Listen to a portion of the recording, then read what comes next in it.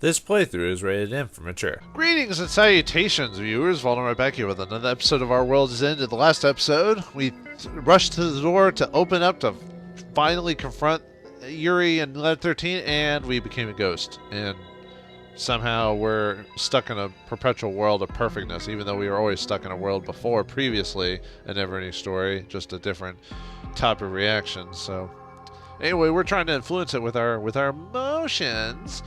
And it looks like we're doing a bang-up job of ruining everyone's dreams, so let's continue on. Unison looks at the screen. There's something on Paradise Paroka. This is the first time a farming game discussed me this much. I want my money back. Hell, they should pay me reparations. Wow. This is pretty bad, too. The idea of a human farm is shit. The human-animal merging system is shit. This scenario is pointless as shit. The art is bad taste and is shit. This sound hurts my ears and is shit. Everything is shit. Hear that? Oh, that's funny. They read out some of the posts. Skeletal Gaze seems to be something, too. It's a shooting game without any bullets. There are enemies larger than the screens. You can't run away. Sounds like it doesn't even work as a game. Son grimaces. He is responsible for this defamation anyway. Warrior-san scrolls up and reads the name of the OP. The OP is Midnight? What's that name? It's the time of the day, isn't it? Midnight, right? AM Reiji? Do you read it as Reiji Gozen? Reiji Gozen? Natsumi-san, just my name. Delicious. Reiji Gozen? Reiji! Where have I heard that name before? I know what you mean. Reiji Gozen-kun. Gozen-kun? Reiji-kun? Oh, I think I heard it before somewhere. Ruka-san and Unison both tilt their heads. They react to my name and try to remember something. Right! It's me! I'm Reiji! I do my best to shout, but again, no voice comes out. Reiji. Confused, Natsumi-san repeats my name. Natsumi-san, it's me, Reiji Gozen, your assistant director. I shout in her ear. Even if she doesn't hear me, I can't help but insist that I'm here. We are here! Shut up. Can't you stay quiet for a second, Reiji Gozen? Natsumi-san shouts that, then opens her eyes wide in surprise. Eh? What's wrong, Na-chan? I just heard someone shout near my ear. Wait, is that Reiji Ghost or something? Did he become a ghost? Wait, Reiji Ghost, what's that supposed to be? Reiji became a ghost! Who's gonna be my intended now? Who's Reiji anyway? I feel like I know, but I can't remember. Asana-san and Tatiana are confused. They seem close to remembering me. Right, just one step closer. Please remember me. Remember me. I silently cheer them on, but it's probably just a tasteless prank. Yeah, it's probably just someone jealous of my works. They just pass it off as some trolling. I was so close. Damn it! You're bound to get criticism whenever you create something and make it public. In the end, it's best to make the critics fuss out with the quality of the work you make. Let's just keep making what we believe in. Wow, most game developers could learn a thing or two from this line. Huh. Well, let's just say a few like to beat back at critics and just make themselves seem like assholes in the process. Instead of just making things better, you know. Reina-san persuades them. Yeah, that's true. We shouldn't worry about it too much. There's no need to lend an ear to their criticisms. Let's just walk our own path. Yep. I'm sure that this Reiji Gozen is just some saddened guy who can't do anything but criticize others. Forget him. One after the other, they agree with Reina-san. Damn, she's tough. I can't help but resent her ability to lead. And so, instead of remembering me, they just continue their ordinary days. Should've kept trying, dude. Few days pass and it's now been a week since I found myself here. Judgement 7 led by Reina-san is still making eternal days, though they almost remembered me after seeing the sub-chan thread, but there were no changes since then. They're still spending the peaceful days that don't see them at all. The fact that victory was so close makes me even more disappointed. Even so, I didn't break. I come to call out to them again, but... The world is suddenly engulfed in pure white. And then I found myself in front of the base. I was in the dev room just now. What is a sudden warp? Or what's this sudden warp? As I stand there in confusion, I see someone familiar come down from the street. We're the creator of movement justice. Judgment 7.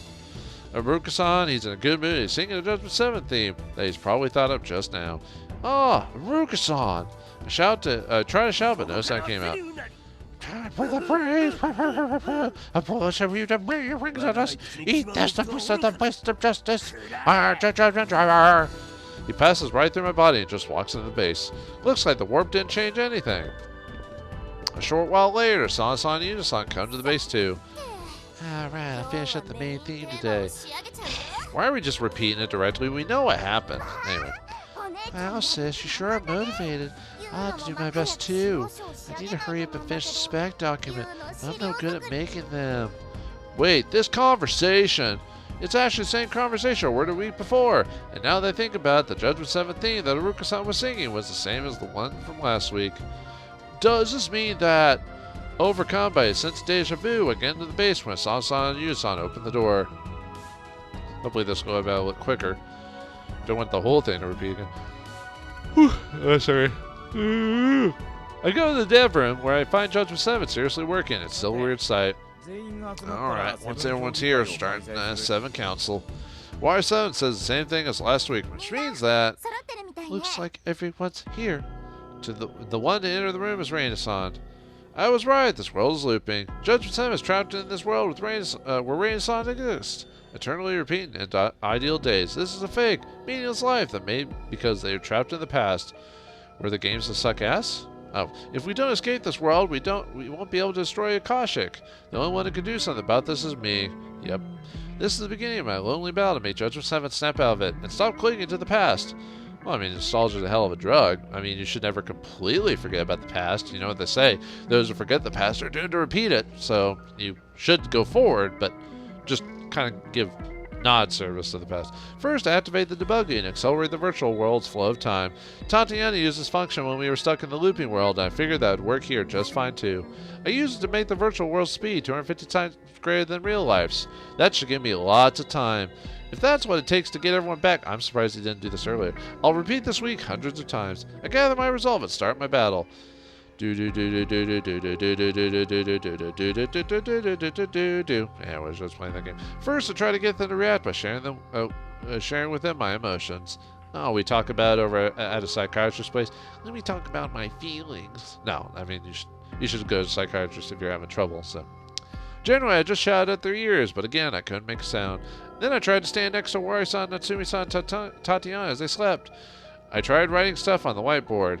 I tried sending messages to their phone, etc. Basically did everything I could to get them to remember reality. However, they didn't react no matter how loud it was. They slept even when I was right next to them. The messages on the whiteboard freaked them out, so they just erased them. And the phone messages were treated like spam or something. All that I could think of was ended up failing. Even so, I continued struggling, and we eventually got into the 5th week. Jesus Christ, what's up with this game with, like, having months pass? Although, then again, it's like, very few games actually show actual time progression, except for maybe, like, minutes. Like, JRPGs just assume time goes by, but you never know how much time passes, but still. Despair was about to break me by now. I do so much, yet the situation just doesn't change. Can I really do anything here?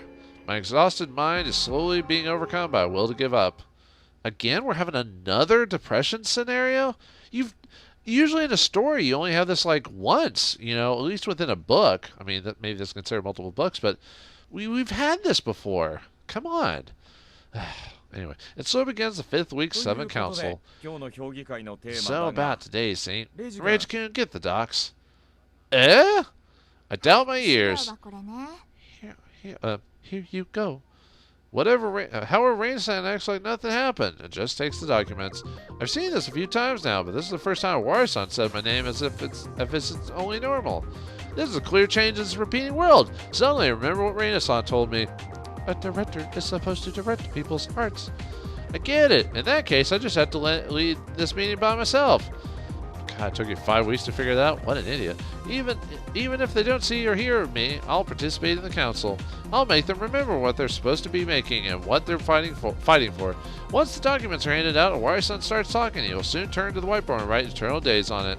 I start shouting, That's wrong. We're making World in Heaven. And anyway, about our new game, Eternal Days. No, the thing we must and want to make right now is World in Heaven. Not giving up, and keep shining with all I've got. However, my voice doesn't reach him. He just goes on ahead and writes the title of the whiteboard. I failed again. That's sure disappointing. Hold on, don't worry. What's with that title? What do you... A sauce-on words make everyone look at the whiteboard. The letters there say World in Heaven. World in Heaven. Reina-san breathes a sad whisper. World in Heaven? That's right. Right, that's it. Natsumi-san reads the title with nostalgia in her tone. World in Heaven, eh? Yeah, that's the title. I was right. I completely forgot. Yuya-san and Sa-san both agree. Right, we're making World in Heaven! I forgot about the... Sakai just decided... Right, World in Heaven is a game that Judgement 7 must make. Let's start the meeting. World in Heaven. Right, it's a new access, new age, new dimensional RPG that uses a lot of the W.O.R.L.D program's AR. He powerfully and confidently looks at the group. Everyone else nods in response. Alright, let's talk about what kind of RPG it'll be. The flow of the meeting completely changes. I want a game with cute characters in it. I knew you'd understand, you know. I feel that same way. I want bigger and rabbits. Yuya-san and Tatiana suggest cute characters that are bound to make the game popular among girls. That's happening. What are good animal characters who have nothing going for them but cuteness? In the first place, characters meant to charm people disgust me. I'm not sure you understand the point of cute characters, but I guess it's very like you. You're the person who turned Jakuma into a murder machine. Huh, that's so sensei. You really understand. I too vote for a dark, gothic, chaotic world. I specialize in world settings that are rich and chaotic and complicated, mysterious and impossible for the common man mind to follow. That's stupid. Pinpoint build. We ignore Ruka-san's weird shouts, but that's a really man-childish setting. Clearly your forte, though. I just hope you don't make it too hard for the users, or for us, for that matter, to understand. Well, I don't really care either way, but I don't want to make too many dark songs. I mean, that would be just depressing. It's true that people wouldn't have fun playing our game if we don't have fun making it. Man, people don't know any better. I participate in the meeting even though they don't hear me. The meeting, which revolved around Reina-san until now, suddenly becomes a messy exchange of ideas. They eat the snacks and peace on the table, occasionally going on a tangent and talking about irrelevant things. Honestly, it's barely a meeting at this point. Those before were way more productive.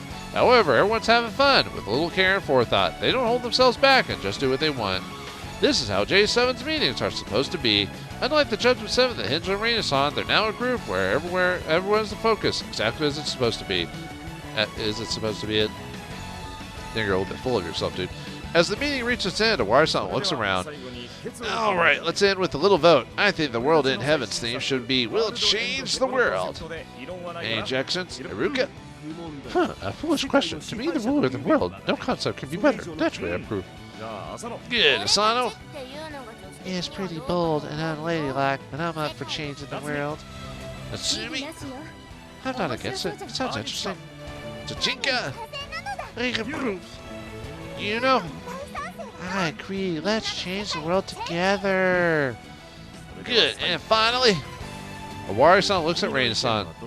What do you think, Reiji-kun? He ignores Reina-san and looks directly at me, who's standing behind her. ... Reina-san gives a troubled smile, like she just understood everything. Sorry, Reina-san. I have to trample all of your feelings. I'll sacrifice your emotions. I'll destroy your world. Man, what an asshole. And I'll take back our world. What an asshole. I silently apologized to her and looked directly at my fans before voicing my feelings. What an asshole.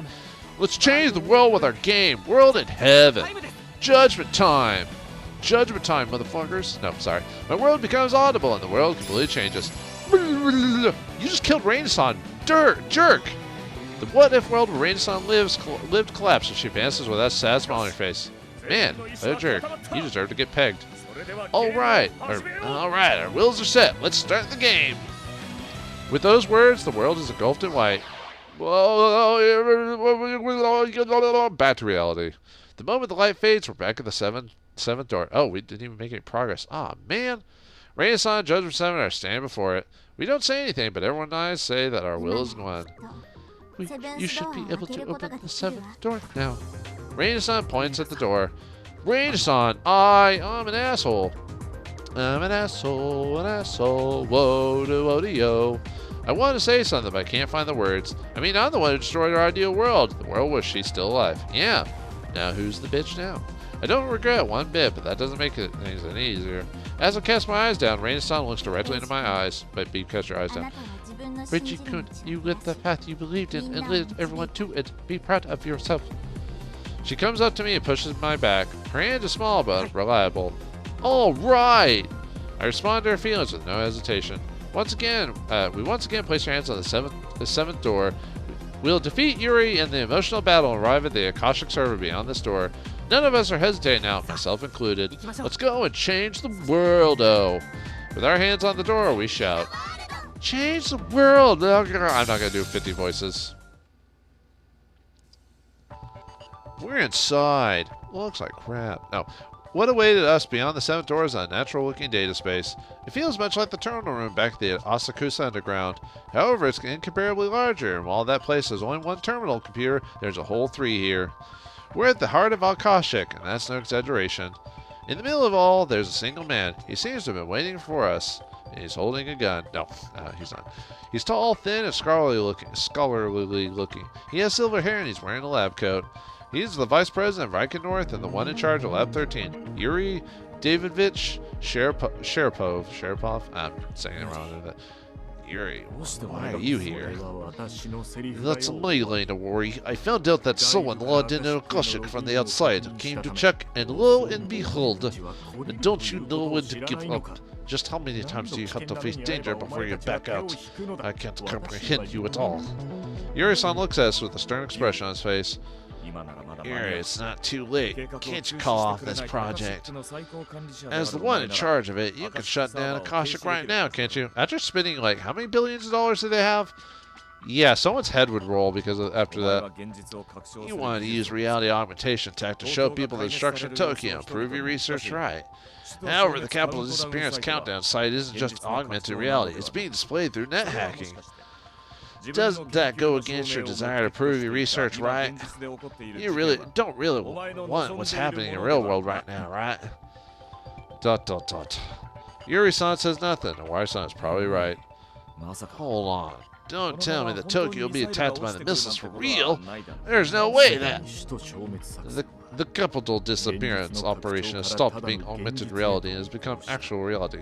That's exactly how it is. Wait, so there will be actual missiles launched towards Tokyo? Fuck me. Papa! Tatiana takes a step forward. Tochinko. If the operation actually happens and Tokyo is really going to be destroyed, I need to stop being augmented and become just reality. When that happens, your Akashic will kill so many people. Was your research meant to make everyone sad? Are your hands supposed to hurt? But I... So Yuri-san stumbles for a moment and averts his eyes. A moment later, he speaks again in a pained tone. Sorry, Tochinko. I can't stop this operation. Even if Tokyo is destroyed, I can't let you destroy the Akashic server. Yeah, he spent like $60 billion or $30 billion or something like that on it, yeah. Tatiana is on the verge of tears. If Tokyo is destroyed for real, he won't get to prove his research right, and yet he still doesn't stop the project. I can't even imagine why. What is it called in the brain where you invest your time in so much stuff that you can't stop at a point because you need to finish it or something like that, no matter your intentions? I forgot what that's called. I'll have to look it up. Whatever it is, we can't back down. Really, a parent who makes his own daughter sad is no parent. I'll punish you by the power of the moon or whatever. If you don't back down, then we'll destroy the Akashic server by force. Iruka-san and Wari-san stand in front of Tatiana. Let's go, everyone. W.O.R.L.D plus initiate. What, are you going to do the whole Transformer thing and all that again? A Wire-san raises his phone. W.O.R.L.D plus. The augmentation is now possible. Hey, the Judgement server broken, right? How could you use the W.O.R.L.D program function? Remember when the obscenity man, Deguchi, salvaged Reina's personality data from her server? They actually copied all the data on the server. When you think about it, it's only obvious. They didn't have time to take Reina's data. They just copied everything there was. Yeah, wait, did you know about this when the server was shot? Well, I had a hunch, but wasn't entirely certain until I was working on the underground terminal. While I was messing with Riken North's map data, I also checked the data in Akashic. You did even that? Then say it back then. I was all worried for nothing. Whatever the case, we can all use the functions it has, right? Haha, interesting. This will make the last battle far more exciting. That means that I can use the weapon again. I shout with no hesitation. Come to me, Ultra Climax Blade Excalibur, Ecstasy Z. And now he's just getting into it. I guess start wearing a bra and everything, which is fine. If you want to be a drag queen, that's cool. It worked for RuPaul. A long sword appears in my right hand. This is the most powerful version of the Climax Blade. It was only about the size of a knife when I called it last time, but this time it worked just fine, probably because you got into it. A War-Sun must have improved at some point. Go on, Rage-kun, charge! Yeah! I rush ahead, but Yuri-san doesn't budge or even flinch. That confuses me, but I keep going to swing the blade downward. Ugh! Suddenly, I'm blocked and blasted away by something invisible. It makes me fall backwards like an idiot. Reggie, what was that? I definitely hit something, but now I have to strain my eyes. I don't see anything next to Yuri-san. I used my administrative power to protect me. You can't even touch me. Let's go on the acoustic server. Invisible task won't work, then I'll make you pass out with my song. Wow, even she admits that her songs make her pass out. Asakusa heads with her portable karaoke in hand. It's the arrival of the second final boss. She's not wrong. No protection can work against her tone-deaf attack.